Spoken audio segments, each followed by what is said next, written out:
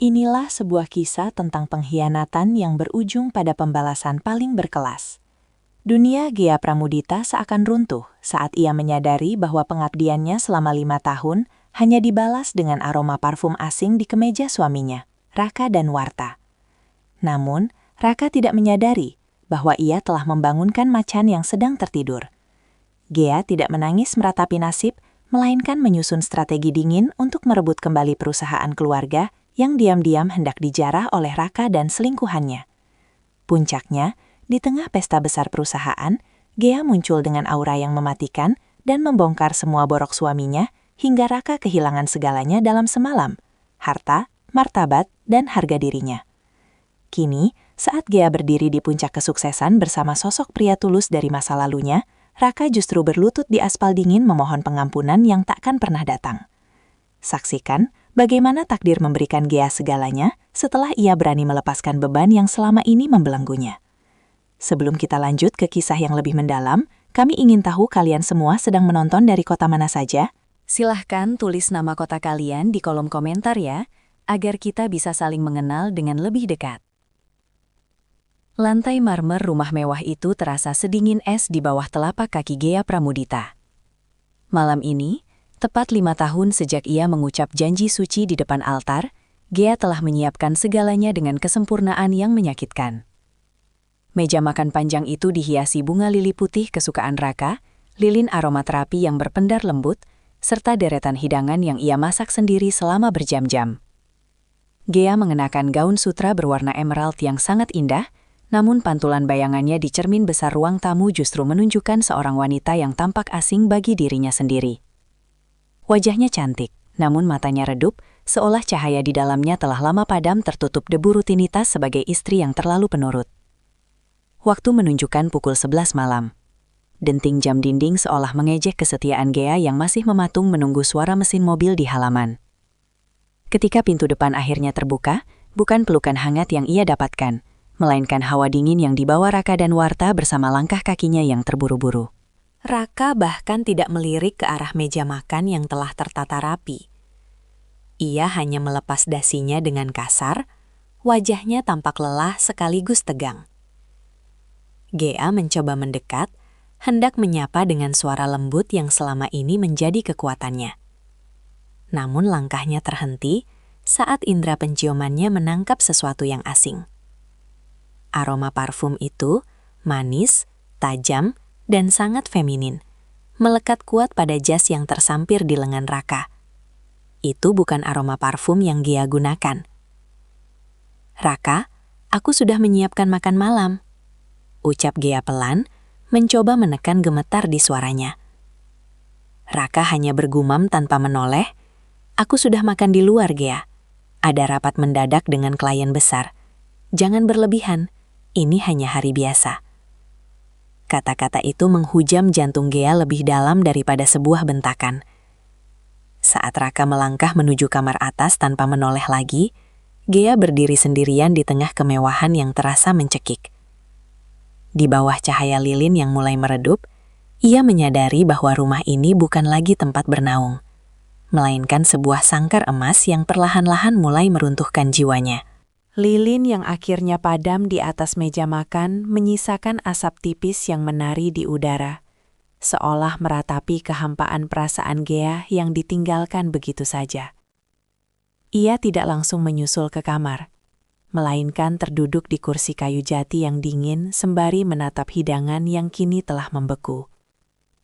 Rasa penasaran yang selama ini ia tekan di sudut hati terdalam tiba-tiba menyeruak naik, mendesaknya untuk mencari kepastian di tengah ketidakpastian.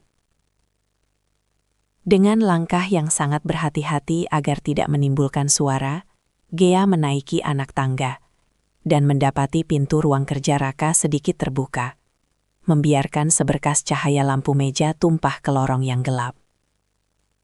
Raka sudah berada di dalam kamar mandi, terdengar suara kucuran air yang menderas. Ghea memanfaatkan momen itu untuk mendekati jas suaminya yang tergeletak sembarangan di atas kursi kerja.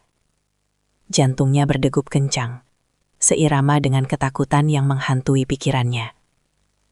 Saat jemarinya meraba saku bagian dalam, ia tidak menemukan dokumen kantor, melainkan sebuah benda kecil berbahan beludru merah. Dengan tangan gemetar, ia membukanya. Sebuah kalung berlian berkilau indah di bawah cahaya lampu.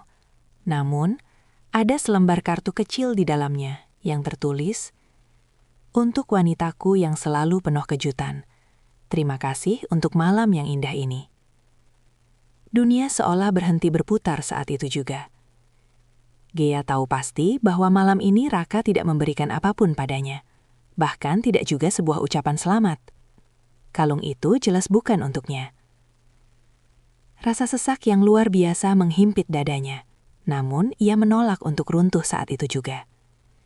Ia segera mengembalikan kotak itu ke tempat asalnya, tepat sebelum suara pintu kamar mandi terbuka. Gea berdiri mematung di kegelapan lorong, membiarkan air mata pertama jatuh tanpa suara. Di detik itu, ia menyadari bahwa sosok pria yang ia mencintainya selama 5 tahun ini hanyalah sebuah topeng yang dibangun di atas kebohongan yang sangat rapi. Bayangan tubuhnya yang bergetar di lorong gelap itu menjadi saksi bisu betapa rapuhnya fondasi hidup yang selama ini Gea banggakan. Ia segera menghapus sisa air mata dengan punggung tangan, lalu bergegas menuju kamar tamu agar Raka tidak memergoki kehadirannya di depan ruang kerja. Di sana, Gea terduduk di tepi ranjang, menatap jemarinya yang polos tanpa perhiasan, selain cincin pernikahan yang kini terasa seperti beban logam yang sangat berat. Ia mulai merenung jauh ke belakang, ke masa di mana ia masih dikenal sebagai lulusan terbaik di sekolah desain. Seorang wanita dengan mimpi-mimpi besar yang rela ia pangkas habis hanya untuk menjadi pendukung di balik kesuksesan karya Raka. Selama ini, Gea mengira bahwa menjadi istri yang berbakti berarti harus mengubur ambisinya sendiri sedalam mungkin. Ia mengingat kembali bagaimana ia menutup studio desain interior kecilnya hanya karena Raka menganggap profesi itu hanya akan menyita waktu bagi urusan domestik.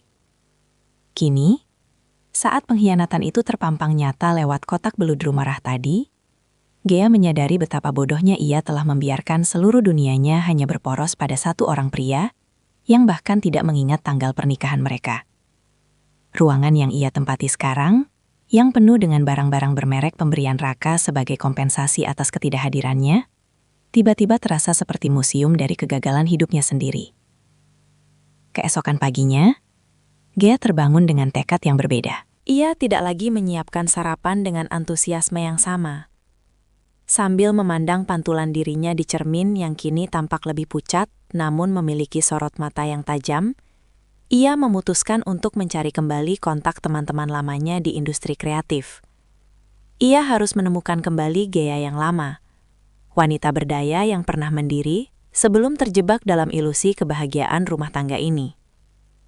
Di bawah kulitnya yang lembut, ada kemarahan yang tenang, namun sangat dingin.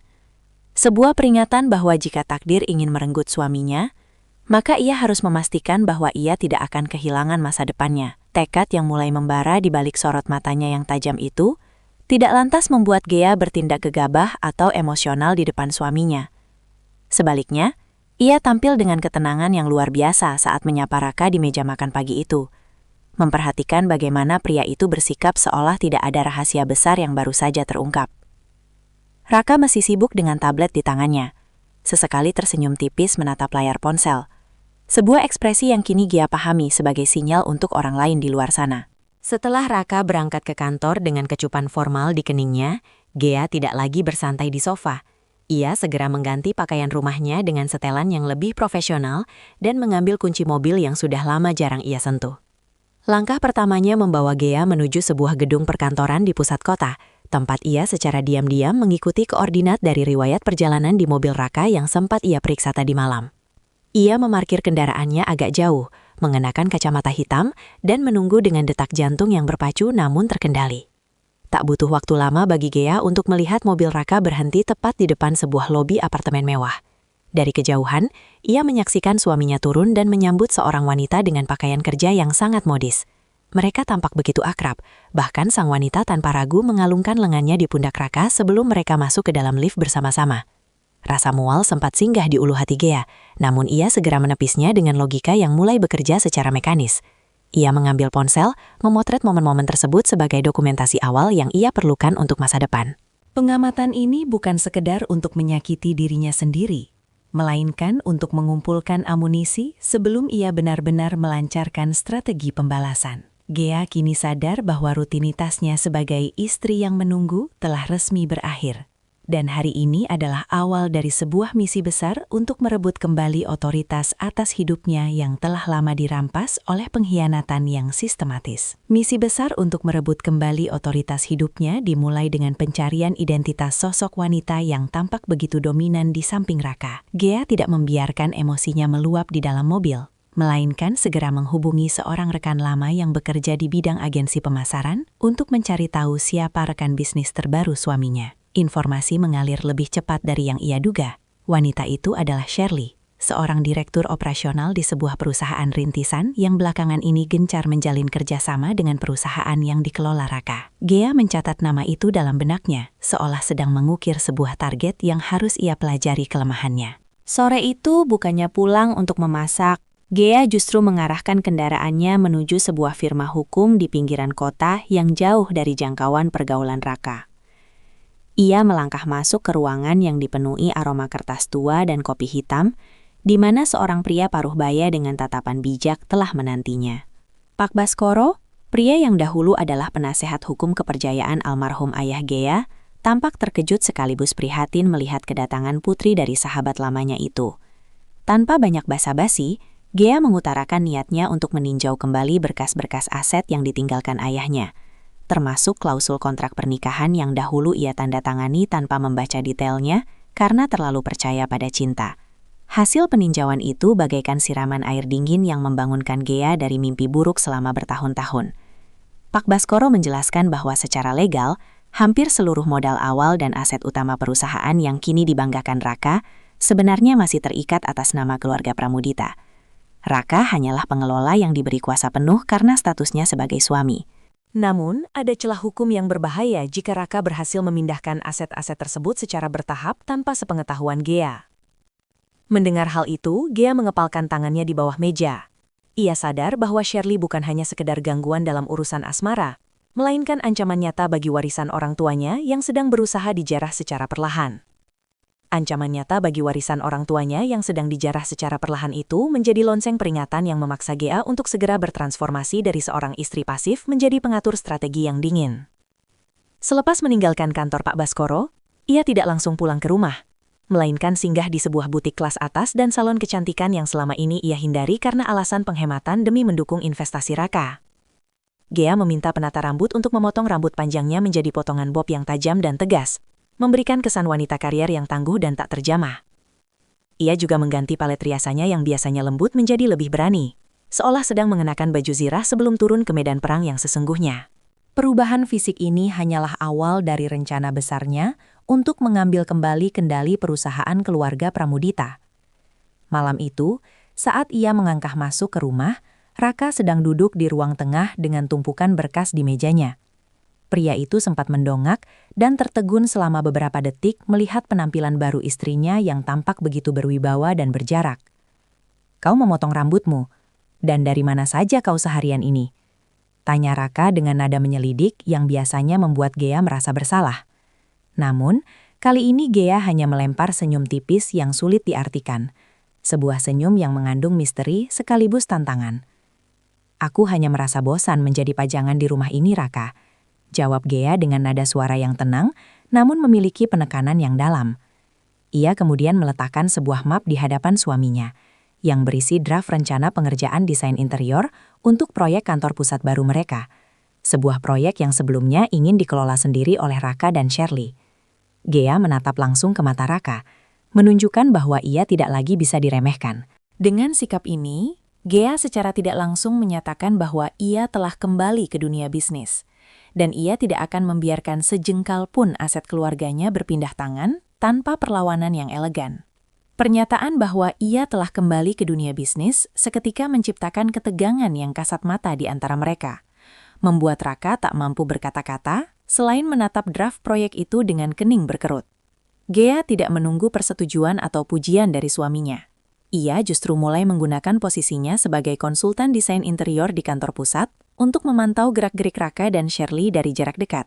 Setiap hari, ia hadir di perusahaan dengan aura yang mendominasi, membuat para karyawan yang dulu mengenalnya sebagai istri bos yang pemalu, kini menatapnya dengan penuh rasa segan. Gea sengaja memilih meja kerja di area terbuka yang dekat dengan ruang rapat utama, sebuah posisi strategis yang memungkinkannya mendengar sayup-sayup pembicaraan yang tidak seharusnya ia ketahui. Di sela-sela kesibukan mengatur skema warna dan tata letak ruang, Gea mulai menyadari bahwa hubungan Raka dan Shirley jauh lebih berbahaya daripada sekadar perselingkuhan biasa. Melalui observasi yang jeli, ia melihat bagaimana Shirley seringkali membujuk Raka untuk menyetujui vendor-vendor baru yang memiliki latar belakang kepemilikan yang tidak jelas. Gea mulai curiga bahwa perusahaan tersebut sedang dijadikan alat untuk mencuci dana atau memindahkan keuntungan secara ilegal ke rekening pribadi mereka. Setiap kali Raka dan Shirley mengadakan pertemuan tertutup, Gea mencatat durasi waktu dan siapa saja yang masuk ke ruangan tersebut ke dalam buku agenda kecil yang selalu ia bawa. Keberanian Gea semakin teruji ketika ia berhasil mendapatkan akses ke sistem keuangan perusahaan melalui bantuan seorang staf IT senior yang sangat menghormati mendiang ayahnya. Di sana, ia menemukan jejak digital yang mengkhawatirkan, adanya aliran dana besar yang dilabeli sebagai biaya tak terduga yang mengalir secara rutin ke sebuah perusahaan cangkang atas nama Shirley. Hati Gea berdenyut kencang melihat angka-angka tersebut, namun logika dinginnya segera mengambil alih. Ia menyadari bahwa ia bukan hanya sedang menghadapi pengkhianatan hati, melainkan sebuah konspirasi kriminal yang jika tidak segera dihentikan, akan menghancurkan nama baik keluarga Pramudita selamanya. Konspirasi kriminal yang mengintai nama baik keluarga Pramudita memaksa Gea untuk bergerak lebih gesit sebelum Raka menyadari bahwa posisi amannya mulai terancam. Suatu sore, saat kantor mulai sepi dan Raka sedang menghadiri jamuan makan malam bersama para investor, Gea kembali ke ruang kerja suaminya dengan alasan tertinggal dokumen desain. Dengan tangan yang terbungkus sarung tangan kain tipis agar tidak meninggalkan jejak, ia mulai memeriksa laci meja Japi yang selalu terkunci rapat. Berkat intuisi yang tajam, ia menemukan kunci cadangan yang disembunyikan di balik bingkai foto pernikahan mereka. Sebuah ironi yang membuat Gea tersenyum kecut di tengah ketegangannya. Di dalam laci paling bawah, tersembunyi di balik tumpukan laporan tahunan, Gea menemukan sebuah map plastik berwarna hitam yang berisi dokumen-dokumen yang tidak tercatat dalam arsip resmi kantor. Jantungnya seakan berhenti berdetak saat ia membaca sebuah draft perjanjian hibah aset. Di sana tertulis jelas rencana Raka untuk mengalihkan kepemilikan rumah utama mereka, serta sebidang tanah luas di pinggiran kota kepada pihak ketiga yang berafiliasi dengan Shirley. Yang membuat Gea semakin mual adalah adanya pemalsuan tanda tangan dirinya pada beberapa lembar lampiran persetujuan. Seolah-olah ia telah sepakat untuk memberikan seluruh hak warisnya secara sukarela. Gea segera mengeluarkan ponselnya, memotret setiap lembar dokumen tersebut dengan pencahayaan maksimal agar setiap detail tulisan terbaca jelas. Ia menyadari bahwa Raka bukan sekadar ingin meninggalkannya demi wanita lain, melainkan sedang berusaha melenyapkan eksistensi ekonomi Gea sepenuhnya, agar ia tidak memiliki kekuatan untuk melawan saat perceraian akhirnya terjadi. Sambil mengembalikan posisi dokumen tersebut dengan sangat presisi, Gea bersumpah dalam hati bahwa kelicikan ini akan menjadi senjata makan tuan bagi Raka. Ia tidak akan membiarkan sepeser pun harta peninggalan ayahnya digunakan untuk membangun masa depan Raka bersama Shirley di atas penderitaannya. Sumpah dalam hati untuk menjadikan kelicikan itu sebagai senjata makan tuan bagi Raka terus bergema, menguatkan langkah Gea saat ia meninggalkan ruangan penuh dusta tersebut. Namun, di tengah perjuangannya yang sunyi, sebuah pertemuan tak terduga di lobi gedung keesokan harinya memberikan arah baru yang tidak pernah ia bayangkan. Sosok pria tinggi dengan setelan jas abu-abu arang berdiri menatap maket gedung yang sedang Gea kerjakan. Pria itu adalah Arkan, sahabat masa kuliahnya sekaligus pesaing bisnis yang dulu sangat ia segani, sebelum Gea memutuskan untuk menghilang dari peredaran demi pengabdian pada sang suami. Gea Pramudita ternyata benar desas-desus bahwa sang legenda desain telah kembali turun gunung, sapa Arkan dengan senyum tulus yang tidak berubah sejak bertahun-tahun lalu. Arkan kini adalah pimpinan dari sebuah konsorsium pengembang properti terbesar di negeri ini, dan kehadirannya di kantor Raka sebenarnya adalah untuk mengevaluasi kelayakan investasi pada proyek yang sedang berjalan. Gea merasakan gelombang kehangatan yang asing saat Arkan menatapnya dengan rasa hormat yang tidak pernah ia dapatkan dari Raka selama bertahun-tahun. Dalam percakapan singkat namun berisi di sudut kafe kantor, Gea menyadari bahwa Arkan memiliki informasi krusial mengenai reputasi Shirley di dunia bisnis yang ternyata cukup kelam. Arkan secara halus menawarkan kerjasama strategis yang bisa menjadi jalan keluar bagi Gea untuk mengamankan posisi perusahaannya dari upaya pengambil alihan paksa oleh Raka. Kehadiran Arkan seolah menjadi kepingan puzzle yang selama ini hilang. Ia bukan hanya memberikan dukungan moral, tetapi juga akses ke jaringan investor yang tidak bisa dipengaruhi oleh pengaruh manipulatif Raka. Meskipun ada getaran nostalgia yang mulai muncul di sudut hatinya, Gea tetap berusaha bersikap profesional dan fokus pada misinya. Ia tahu bahwa takdir sedang memberikan tangan bantuan lewat Arkan, dan ia harus menggunakan kesempatan ini dengan sangat bijak agar tidak salah langkah dalam memenangkan pertempuran yang sebentar lagi akan mencapai titik didih. Kesempatan besar yang ditawarkan Arkan menjadi kompas baru bagi Gea di tengah badai pengkhianatan yang semakin menderu. Namun ia tahu bahwa ia harus tetap waspada terhadap pergerakan Raka di dalam rumah mereka sendiri. Malam itu, Gea sengaja membiarkan pintu kamarnya sedikit terbuka, sambil berpura-pura terlelap, sementara indranya menajam menangkap suara langkah kaki Raka yang mendekat ke arah balkon. Dari balik celah kelopak mata, ia melihat suaminya berbicara dengan nada rendah yang penuh intrik melalui telepon. Kata-kata seperti eksekusi aset dan surat pengosongan tertangkap jelas di telinga Gea, mengonfirmasi bahwa rencana penghancuran dirinya telah memasuki tahap akhir yang sangat kejam. Raka rupanya telah menjadwalkan sebuah pesta besar perusahaan minggu depan sebagai kedok untuk mengumumkan pengalihan kekuasaan secara resmi kepada Shirley, yang selama ini diklaimnya sebagai mitra strategis baru. Dalam percakapan telepon itu, Raka bahkan tertawa kecil saat membahas bagaimana ia akan membiarkan Gea mengetahui segalanya di hadapan publik agar istrinya itu tidak memiliki kesempatan untuk membela diri karena rasa malu yang luar biasa. Mendengar rencana sekeji itu, rasa ragu atau sisa-sisa kenangan manis masa lalu yang sempat menghinggapi hati Gea kini lenyap tanpa bekas. Logikanya mengambil alih sepenuhnya, mengubah rasa sakit menjadi energi dingin yang mematikan. Tanpa membuang waktu, esok paginya Gea segera menemui Pak Baskoro dan Arkan secara rahasia untuk menyusun langkah balasan yang tak terduga. Ia menginstruksikan mereka untuk menyiapkan semua bukti pemalsuan tanda tangan dan data aliran dana ilegal yang telah ia kumpulkan selama ini untuk dipresentasikan pada momen yang sama dengan pesta Raka. Gea menyadari bahwa takdir tidak hanya sedang menguji kesabarannya, tetapi juga memberinya panggung untuk menunjukkan siapa pemilik sah yang sebenarnya dari seluruh kekaisaran bisnis tersebut. Ia tidak lagi melihat dirinya sebagai korban, melainkan sebagai pemain utama yang siap melakukan skakmat dalam permainan catur yang dimulai oleh suaminya sendiri. Pemain utama yang siap melakukan skakmat itu kini berdiri di depan cermin besar, mengenakan gaun malam berwarna hitam pekat dengan potongan yang sangat elegan namun tajam, seolah menegaskan bahwa ia bukan lagi sekadar pendamping di balik layar. Malam pesta peresmian proyek besar itu tiba, dan suasana di aula Hotel Bintang 5 tersebut sudah dipenuhi oleh para petinggi industri serta lampu-lampu kristal yang berkilauan. Gea melangkah masuk dengan dagu terangkat, membiarkan rambut pendeknya yang tertata rapi membingkai wajahnya yang kini memancarkan aura otoritas yang tak tergoyahkan. Kehadirannya seketika membungkam riuh percakapan di ruangan itu. Semua orang terpana melihat transformasi drastis dari sosok wanita yang selama ini mereka anggap remeh sebagai istri rumahan. Raka, yang saat itu sedang berdiri di atas podium bersama Shirley dengan wajah penuh kemenangan, mendadak kehilangan kata-kata saat melihat Gea berjalan perlahan menuju barisan depan. Shirley mencoba menunjukkan kemesraan dengan menyentuh lengan Raka, bermaksud memprovokasi Gea di depan umum. Namun Gea hanya membalasnya dengan tatapan dingin yang syarat akan kecerdasan. Saat Raka memulai pidatonya dan hendak mengumumkan kemitraan baru yang akan memindahkan seluruh kendali operasional kepada Shirley, Gea tidak lagi tinggal diam. Ia memberi isyarat kecil kepada operator teknis di sudut ruangan, seorang staf yang telah lama berada di pihaknya, untuk mengganti materi presentasi di layar raksasa di belakang podium.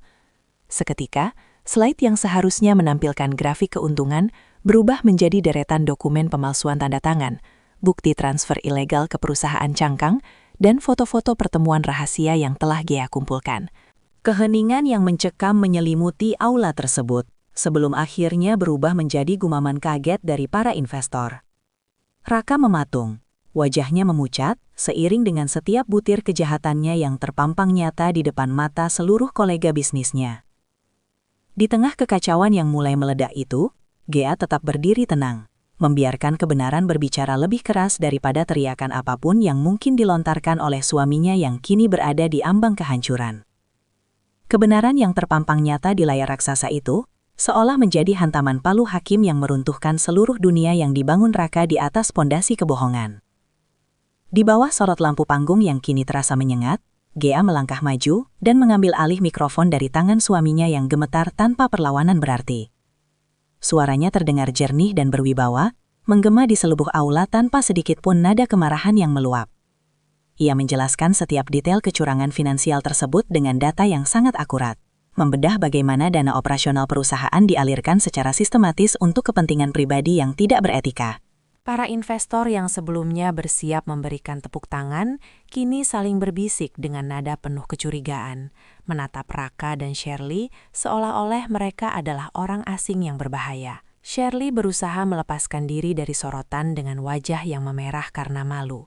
Namun langkahnya terhenti ketika Pak Baskoro muncul dari balik barisan tamu dengan membawa map resmi berisi tuntutan hukum. Gea tidak membiarkan satupun celah bagi Raka untuk membela diri. Ia menunjukkan bahwa setiap sen yang digunakan untuk memanjakan wanita di sampingnya adalah hasil dari pengkhianatan terhadap kepercayaan pemegang saham mayoritas, yang secara hukum adalah keluarga Gea sendiri. Kesuksesan yang dibangun dengan cara mencuri milik orang lain tidak akan pernah bertahan lama, Raka, ucap Gea dengan nada yang begitu tenang namun mematikan. Ia kemudian memutar sebuah rekaman suara yang sangat jernih, di mana terdengar suara Raka dan Shirley yang sedang menertawakan rencana untuk menyingkirkan Gea setelah semua aset berpindah tangan. Bukti itu menjadi pukulan terakhir yang menghancurkan reputasi Raka di mata publik selamanya. Di saat semua orang menatap mereka dengan hinaan, Gea berdiri tegak sebagai pemenang yang sah, membuktikan bahwa kecerdasan yang dibungkus dalam keanggunan jauh lebih kuat daripada pengkhianatan yang dilakukan secara sembunyi-sembunyi. Kecerdasan yang dibungkus dalam keanggunan itu kini mencapai puncaknya saat Gea mengeluarkan 2 buah map dari dalam tas kecilnya, meletakkannya dengan presisi di atas podium yang masih dikuasai oleh keterpakuan Raka. Tanpa ada satupun kata kasar yang terlontar, Gea menggeser dokumen pertama ke hadapan suaminya, sebuah surat gugatan cerai yang telah ditandatanganinya dengan tinta hitam yang tegas. Raka menatap lembaran itu dengan mata nanar, menyadari bahwa pernikahan yang selama ini ia anggap sebagai jaminan hartanya, kini telah resmi berakhir di hadapan publik yang menyaksikan kehancurannya. Namun, kejutan bagi Raka belum berakhir di sana, karena Gea segera membuka map kedua yang berisi surat pemberhentian tidak hormat atas nama Raka dan Warta dari seluruh jabatan struktural di perusahaan Pramudita. Gea menegaskan di hadapan para pemegang saham bahwa ia, sebagai ahli waris tunggal yang sah, mengambil kembali kendali penuh untuk menyelamatkan perusahaan dari kehancuran finansial yang lebih dalam. Shirley, yang sedari tadi mencoba bersembunyi di balik bayangan Raka, kini benar-benar terisolasi saat para petugas keamanan yang telah diinstruksikan oleh Gea mulai bergerak mendekat untuk mengawal mereka keluar dari gedung. Suasana aula yang tadinya dipenuhi kemewahan, kini terasa seperti pengadilan terbuka bagi Raka, yang hanya bisa berdiri mematung saat melihat semua orang yang dulu memujinya, kini memalingkan wajah dengan jijik. Gea tidak membuang waktu untuk menikmati penderitaan pria itu. Ia justru berbalik arah dan memberikan jabatan tangan pertamanya kepada Arkan sebagai simbol kemitraan baru yang bersih dan profesional. Di bawah sorotan lampu kamera yang terus berpendar, Gea menunjukkan bahwa ia tidak hanya memecat seorang suami yang berkhianat, tetapi juga memutus rantai manipulasi yang telah membelenggu hidupnya selama 5 tahun terakhir. Ia meninggalkan panggung dengan langkah mantap, meninggalkan Raka yang kini benar-benar kehilangan segalanya. Harta, martabat, dan wanita yang selama ini dipujanya.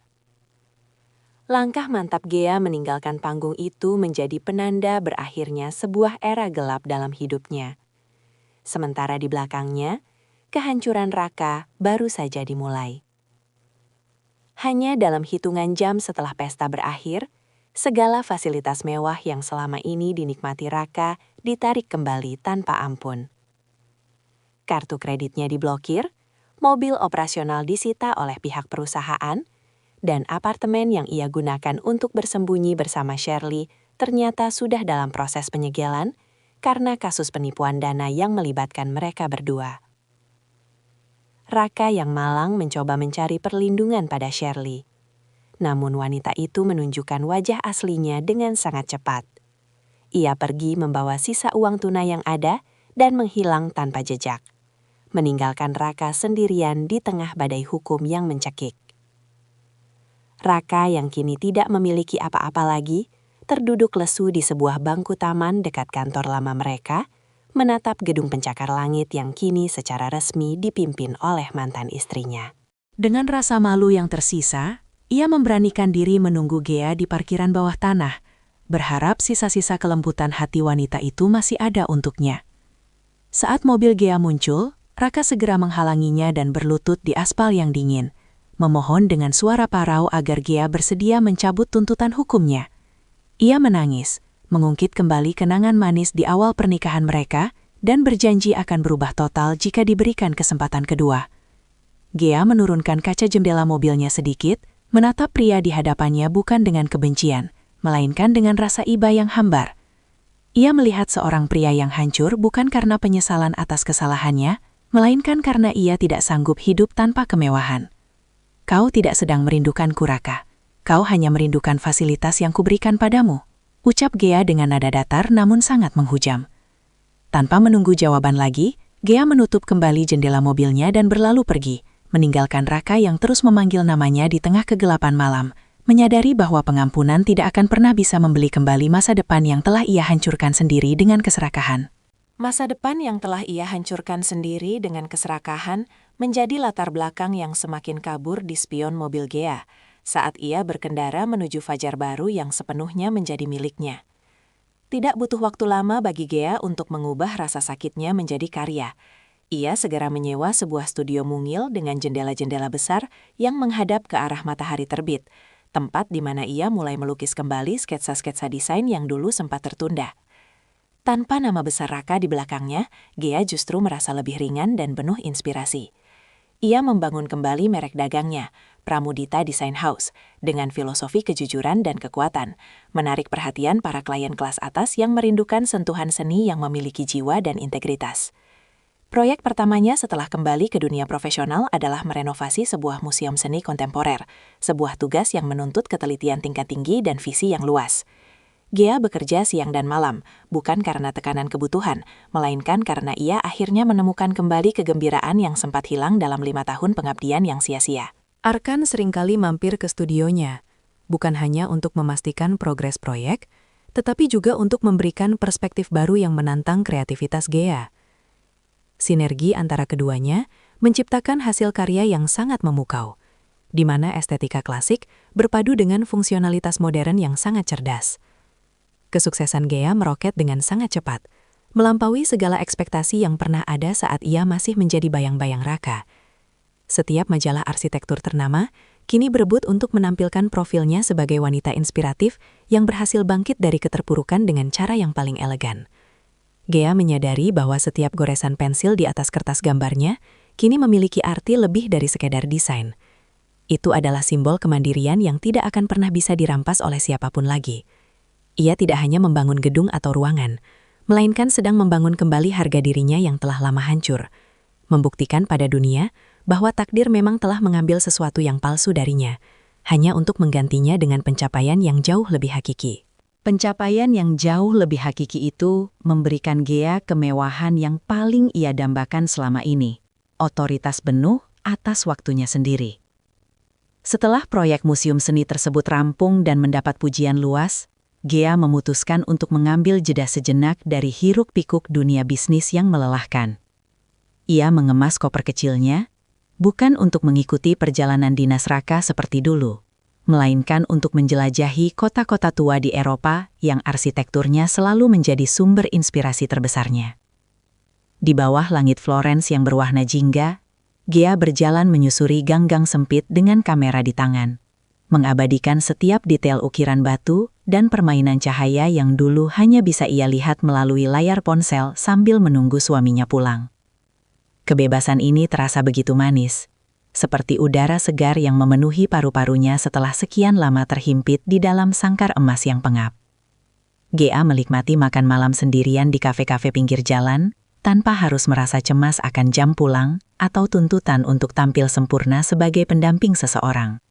Ia menghabiskan waktu berjam-jam di dalam perpustakaan tua, menyentuh lembaran-lembaran sketsa kuno, dan membiarkan imajinasinya terbang bebas tanpa batas.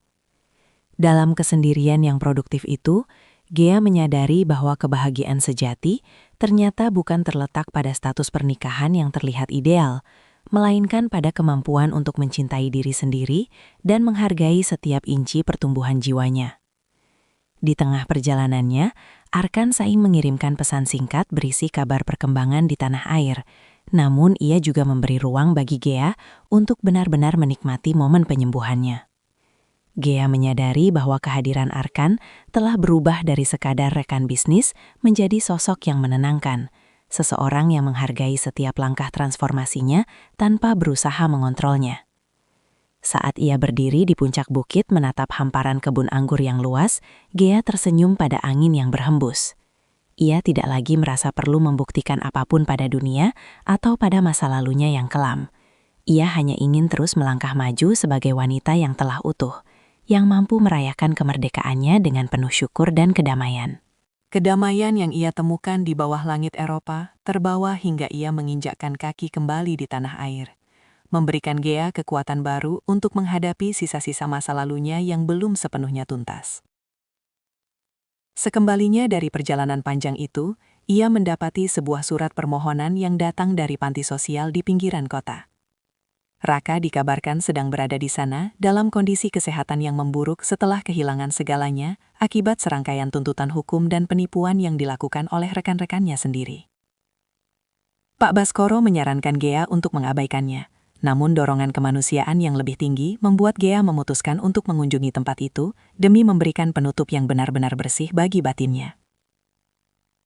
Saat mereka bertemu di ruang kunjungan yang sederhana, Gea hampir tidak mengenali pria yang dulu selalu tampil dengan setelan jas mahal dan keangkuhan yang tinggi.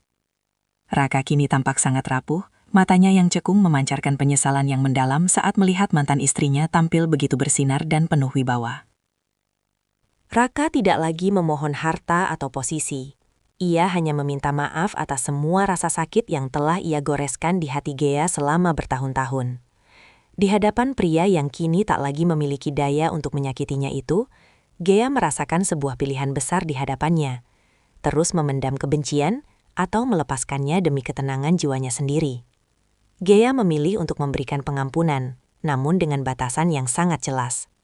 Ia sepakat untuk membiayai pengobatan Raka melalui yayasan yang baru saja ia dirikan tanpa harus terlibat secara pribadi dalam kehidupan pria itu lagi. Ini adalah keputusan terakhir yang ia buat sebagai bagian dari penyelesaian masa lalunya. Dengan memberikan bantuan tersebut melalui perantara, Gea secara resmi memutus semua ikatan emosional yang tersisa. Ia melangkah keluar dari panti sosial itu dengan perasaan yang jauh lebih ringan, menyadari bahwa memaafkan bukanlah tanda kelemahan, melainkan cara paling elegan untuk menyatakan bahwa masa lalu tidak lagi memiliki kuasa sedikit pun atas kebahagiaannya di masa depan.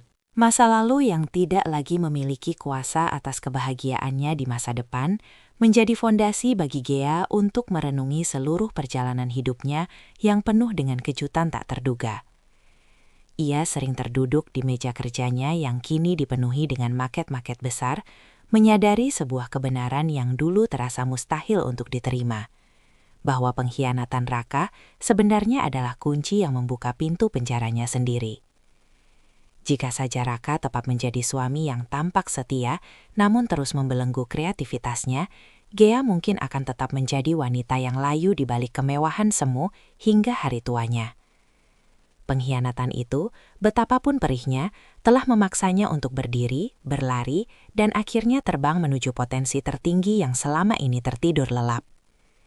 Kini, Gea tidak lagi memandang masa-masa sulitnya sebagai sebuah tragedi, melainkan sebagai proses pembersihan diri dari segala sesuatu yang tidak layak berada di sisinya.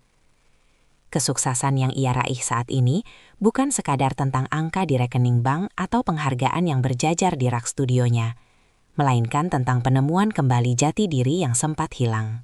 Ia merasa jauh lebih hidup saat harus berdebat mengenai struktur bangunan dengan para insinyur, atau saat melihat senyum puas dari klien yang rumahnya ia rancang dengan sepenuh hati.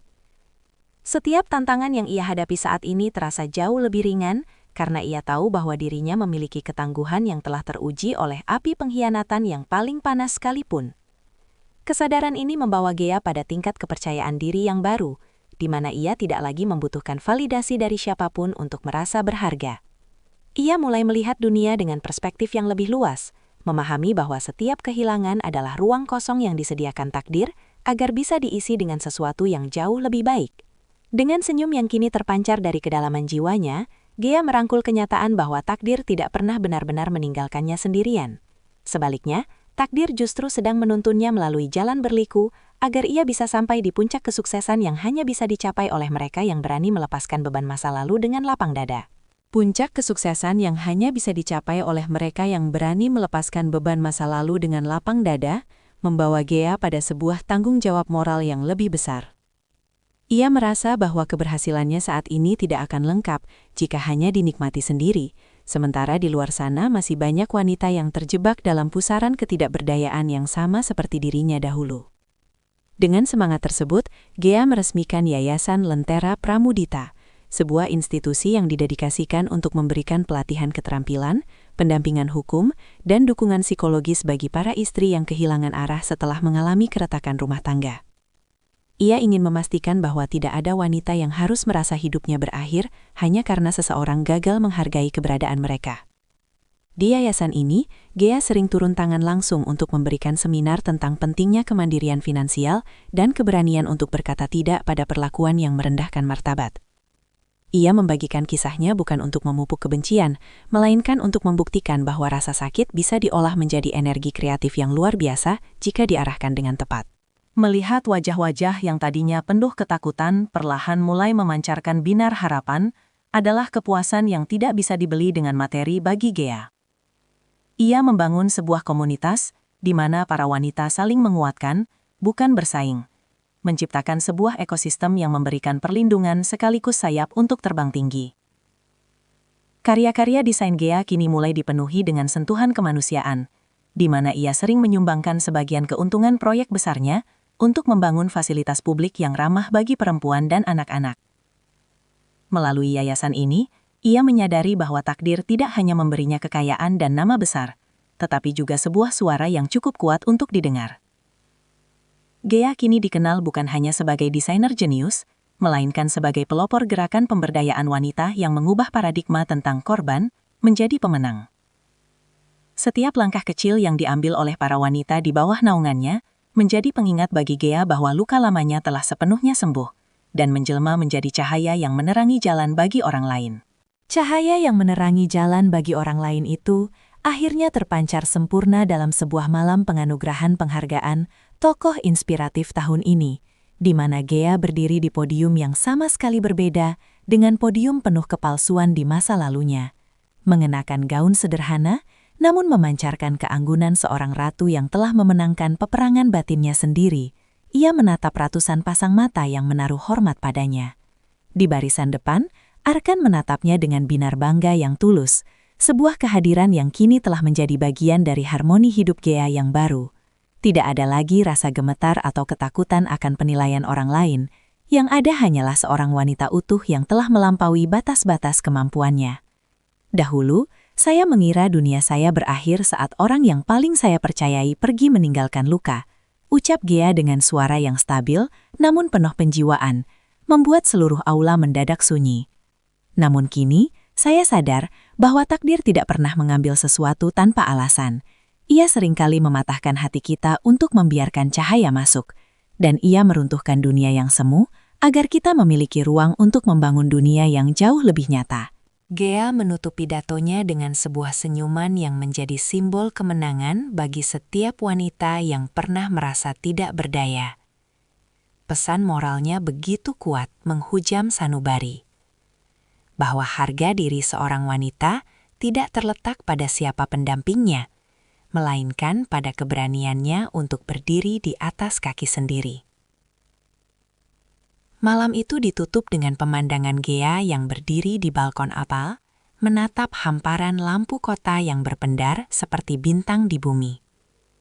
Ia teringat kembali pada masa di mana ia hanyalah seorang istri yang menunggu dalam sepi, dan membandingkannya dengan dirinya yang sekarang. Seorang pemimpin, desainer, dan pelindung bagi sesamanya. Takdir memang telah mengambil pernikahan yang penuh dusta. Namun sebagai gantinya, ia diberikan kebebasan, kesuksesan, dan cinta yang menghargai keberaniannya. Gea menarik nafas dalam, merasakan udara malam yang sejuk masuk ke paru-parunya. Menyadari bahwa ia tidak hanya mendapatkan semua yang ia mau, tetapi ia mendapatkan semua yang ia butuhkan untuk menjadi versi terbaik dari dirinya sendiri.